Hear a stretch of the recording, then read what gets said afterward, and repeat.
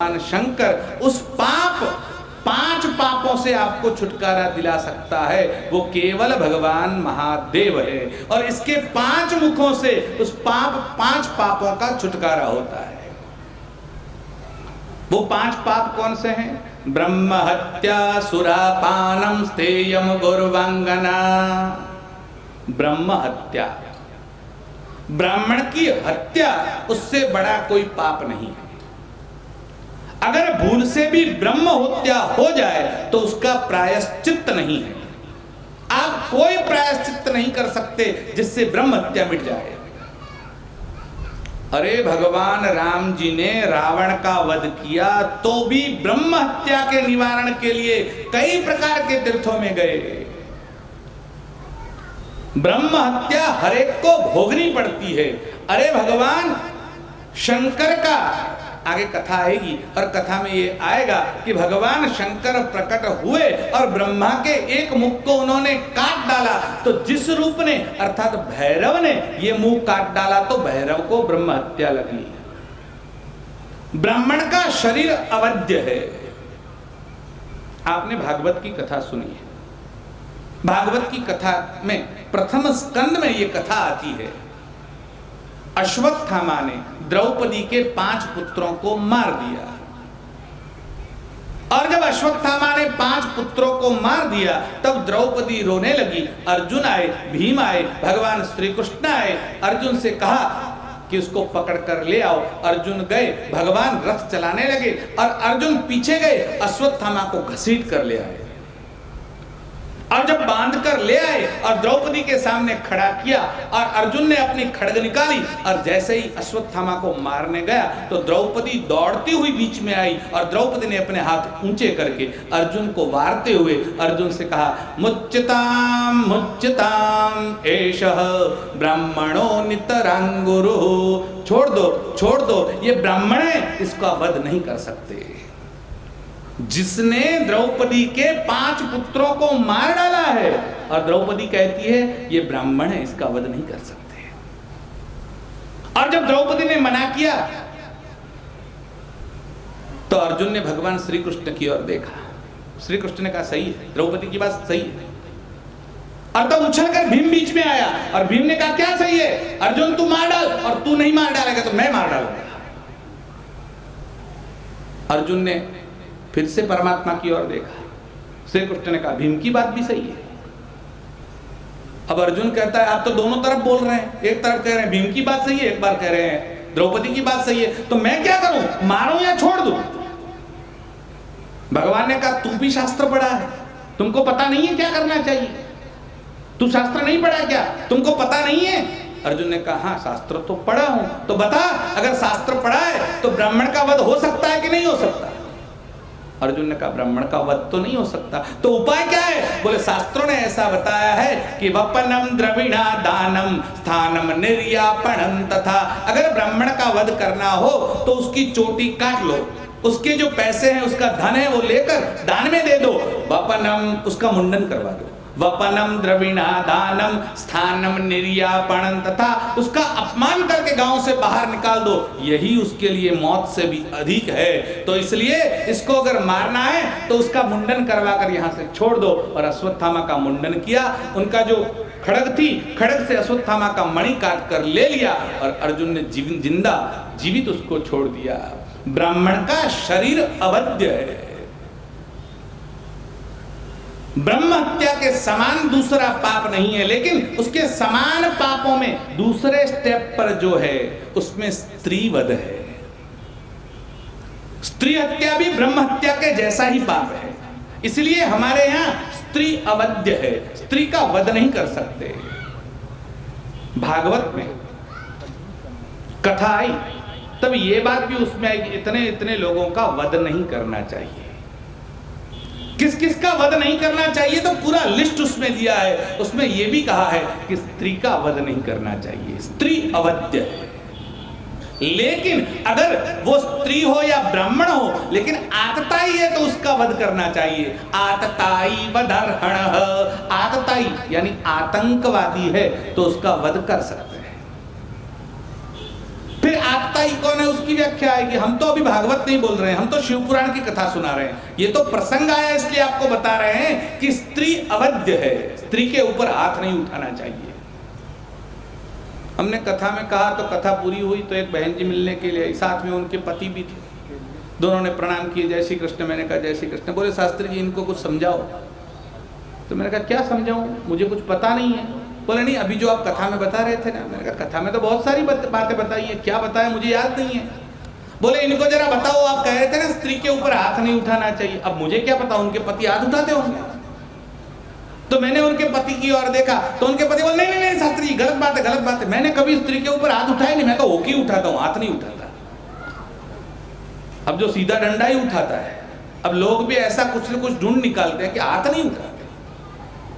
स्त्री अवध्य है, स्त्री हत्या, गौ हत्या, गाय की हत्या भी ब्रह्म हत्या के समान पाप है, इसलिए गाय की हत्या भी नहीं करनी चाहिए। महाराणा प्रताप के समय में महाराणा प्रताप और उनका सगा भाई शक्ति सिंह, महाराणा प्रताप वगैरह 23 भाई थे, आपको शायद पता हो। उसमें शक्ति सिंह और शक्ति सिंह और महाराणा प्रताप को किसी चीज को लेकर दोनों के बीच में संघर्ष हो गया और संघर्ष इतना बढ़ गया कि दोनों को युद्ध करने की नौबत आ गई। आमने सामने आ गए और जब लड़ने के लिए आए और सामने सामने बैठ गए और आमने सामने जब युद्ध करने लगे और जब युद्ध हो गया और ऐसी घटना हो गई कि शायद दोनों में से एक की मृत्यु हो जाएगी। दोनों ही भयंकर युद्ध कर रहे थे और जब यह घटना हुई तब गांव में पता चला है तो गांव के लोग कुछ दौड़ कर आए, कुछ विद्वान लोग थे, कुछ ब्राह्मण थे, सब आए। उन्होंने कहा कि दोनों में से कोई भी मरे कलंक तो महाराणा प्रताप के कुल के ऊपर लगेगा। कोई भी मर गया, मान लो शक्ति सिंह मर गया तो महाराणा प्रताप के ऊपर कलंक लगेगा, और अगर महाराणा प्रताप मर गए तो शक्ति सिंह के ऊपर कलंक लगेगा। दोनों में से किसी एक के ऊपर कलंक लगेगा और ये कलंक लग गया तो मेवाड़ का क्या होगा।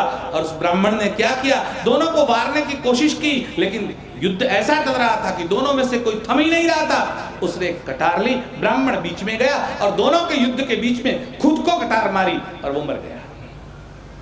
और जैसे ही खुद को कटार मारी दोनों ने अपने हथियार डाल दिए और दोनों दौड़ते हुए आए और वहां गए। अरे ब्राह्मण देवता आपने ये क्या किया? बोले आप दोनों थम नहीं रहे थे, मैं क्या करता, और मैंने खुद को मार दिया। ऐसा कह के उसने प्राण छोड़ दिए। लेकिन महाराणा प्रताप को बहुत धक्का लगा, मेरे कारण एक ब्राह्मण की हत्या हुई है।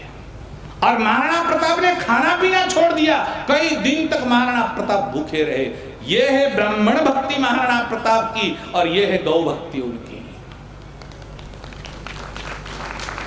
महाराणा प्रताप अंतिम समय में युद्ध करते थे और युद्ध करते करते जब वापस लौटे और आए तो एक शेर गाय को मारने के लिए गया और शेर जैसे ही गाय के ऊपर झपटा और महाराणा प्रताप ने देखा और महाराणा प्रताप हथियार लेकर जा ही रहे थे कि शेर उनके ऊपर झपटा। उनका जो हथियार था, खड़क थी, वो नीचे गिर गई और महाराणा प्रताप ने अपने हाथों से शेर से युद्ध किया। शेर को तो मार डाला, लेकिन शेर के नाखून के गहरे घाव उनके ऊपर हो गए और उस घाव में से रूज नहीं आई और उनको रोग लग गया। और इसी कारण गाय को बचाते हुए उन्होंने अंतिम सांस छोड़ दी और महाराणा प्रताप की मृत्यु हुई। गाय को बचाने में उनकी मृत्यु हुई। ये हमारा इतिहास है। हमारे जयराम जी तो बहुत अच्छा भजन गाते हैं, वो महाराणा प्रताप कटे। गाओ तो जरा। हाँ,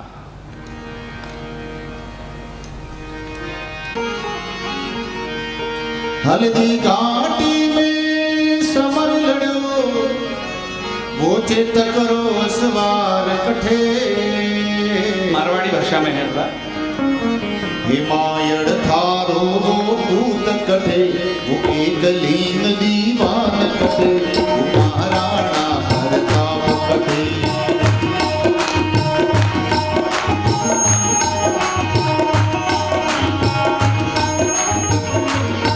हल्दी घाटी में समर लड़ो,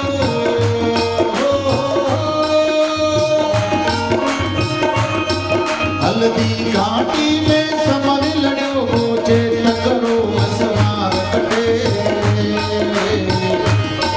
मायड़ थारो वो भूत कटे, एक लीन दीवान कटे, वो महाराणा प्रताप कटे। जय हो।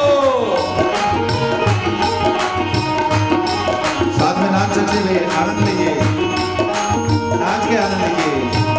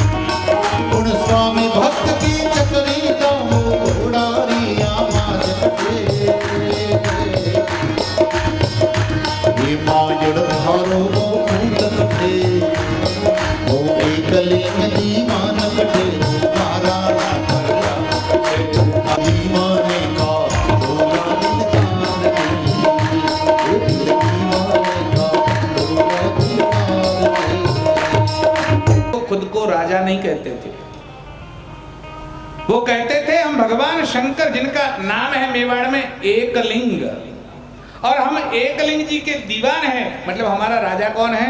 एकलिंग जी है, और हम तो उनके मंत्री हैं, दीवान हैं। वो एकलिंग दीवान कठे, मतलब हम राजा नहीं है, राजा तो हमारा महादेव है। जैसे आप उज्जैन में जाएंगे तो उज्जैन का राजा कौन है? महाकाल है। जैसे उज्जैन का राजा महाकाल है, वैसे चित्तौड़ और मेवाड़ का राजा कोई है तो वो एकलिंग भगवान महादेव है। ब्रह्म हत्या सुरापानम